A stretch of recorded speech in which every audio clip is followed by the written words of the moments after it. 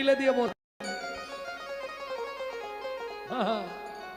ওরে রসনা, পাপ কোনদিন বাপকেও ছাড়ে না। ওরে রসনা, পাপ করলে রেহাই পাওয়ার কোনো রাস্তা নেই। তার প্রমাণ, অত ভদ্রলোক, অত ভালো মানুষ বাবা পৃথিবীতে কেউ ছিল? গঙ্গাপুত্র ভীষ্মের মতো পৃথিবীতে কেউ ছিল না।